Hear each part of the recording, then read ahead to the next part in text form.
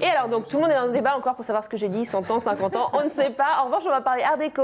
Oui, avec Magali. Voilà, à l'occasion d'une exposition qui a lieu en ce moment même, qui a débuté il y a 3 semaines au Palais de Chaillot, là c'est l'architecture à Paris, sur le thème de l'art déco, quand l'art déco séduit le monde. Peut-être que vous avez vu des affiches passer ou des bouquins, il y a des choses très très belles. Et donc j'avais envie de voir un petit peu à Tours s'il y avait des témoignages de cette période faste de la décoration et de l'architecture. Déjà, pour commencer, on va resituer le style. Est-ce que vous connaissez le style art déco? Est-ce que ça vous parle? C'est un mot... J'adore. Mais moi aussi, je suis une grande fan. C'est très très beau. Donc en fait, pour resituer, donc c'est un style qui est répandu dans plusieurs disciplines artistiques. Là, ce soir, on va parler d'architecture, mais ça concerne aussi la décoration, la peinture, les arts. Et donc, c'est né dans les années 20, on va dire tout début des années 20, vraiment la période d'entre-deux-guerres. On parlait de la guerre 14-18. Là, c'est vraiment un style qui est en opposition avec l'art nouveau. Souvent, les gens confondent, c'est important de bien resituer les deux. L'art nouveau, par contre, c'est les années 1910. Et donc, c'est donc le style nouille, on appelle ça. Moi, ça me fait beaucoup rire. J'aime beaucoup le style nouille. J'étais sûre que ça vous plairait. Il ne faut pas grand-chose à nous. Et donc c'est vraiment le style art nouveau, c'est vraiment inspiré du végétal. On pense notamment aux stations de métro de Hector Guimard. J'ai sélectionné une petite photo là pour qu'on resitue un peu. Et donc l'art déco, lui, est vraiment en rupture avec ça, c'est-à-dire qu'on en a marre des fioritures, du côté, comme on dit, organique des formes, du décor, etc. On veut des choses très épurées, de la symétrie, du net, du précis et surtout de la lumière qui rentre en abondance, que ce soit dans les bâtiments industriels ou dans les logements. Et c'est ce que permet de faire aussi le béton, qui sera beaucoup développé à cette époque-là, le béton armé, et puis les structures métalliques qui permettent justement d'agrandir les espaces, d'agrandir les ouvertures et de faire rentrer la lumière à flot. Et donc l'art déco, ça donne quoi concrètement? Ça donne par exemple justement le Palais de Chaillot à Paris.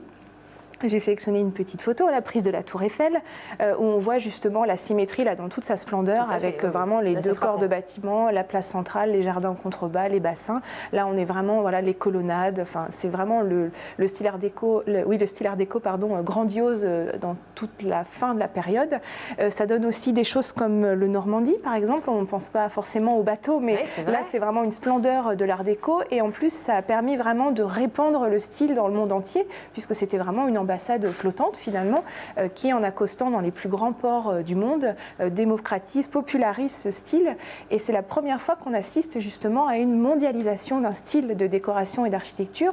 Pour la première fois, oui c'est rigolo, c'est que ce style donc, qui est né dans les années 20 à Paris, qui était à l'époque l'épicentre de la vie culturelle mondiale, allons-y, du coup se retrouve répandu en Europe, en Espagne, au Portugal, mais aussi en Asie, au Japon et en Chine. On retrouve des bâtiments art déco, ce qui sont quand même, parce qu'en fait les plus grands princes, présidents venaient à Paris, notamment en 1925, il y a eu une exposition mondiale sur le thème de l'art déco, et donc tous ces ambassadeurs du monde entier revenaient plein d'idées qu'ils importaient dans leur pays, et donc aussi aux États-Unis, notamment avec un exemple marquant comme le Chrysler Building, qui était à l'époque, j'ai peut-être l'année, je ne sais plus, en 1930, voilà. L'architecte c'est William Van Allen, donc là on le voit, il est superbe, tout en acier. On a les exemples à New York, on a les exemples en Chine. Oui. À Tours, est-ce qu'on a l'architecture art déco? On n'a pas de building, mais on a des petites choses. Et donc, je vous ai proposé un petit jeu. J'ai été prendre des photos ce midi. J'ai réussi à avoir l'éclaircie de la semaine pour aller prendre mes photos.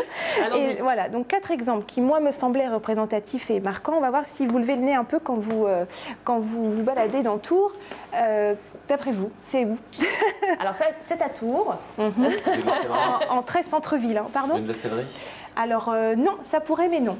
C'est pas évident. Hein. Bon, malheureusement, on est un peu à court de temps, il va falloir qu'on arrête la lunette. Alors en fait, par exemple, le premier, c'est par exemple le Grand Hôtel de Tours, vraiment face à la gare, quand on sort de la gare sur la gauche. Là, on a un magnifique ensemble qui a été construit par Maurice Boile, décoré à l'intérieur par Pierre Charot. Donc là, je vous avais pris un détail de la verrière, hein, je suis un peu chippie, mais le bâtiment est vraiment remarquable. Pareil, la symétrie, des sculptures, etc.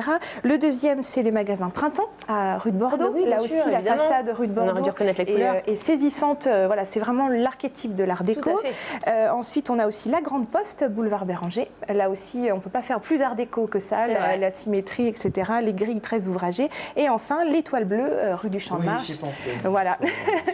Et donc l'Étoile Bleue, bien sûr. Oui, la dernière maison close. Et juste un petit clin d'œil à ce livre qui est réédité, qu'on trouve d'ailleurs à la boîte à livres, sur l'Étoile Bleue, qui raconte l'histoire de cette dernière maison close de Tours. C'était le petit clin d'œil. Et puis si j'ai le temps, hop, je vous montre. Non, mais c'est fait. Hop, trop tard. Voilà, c'est un numéro spécial de connaissances des arts sur l'art déco. Voilà, l'exposition au Palais de Chaillot. Très bien, merci beaucoup Magali. Si vous voulez retrouver tous les conseils et l'œil de Magali,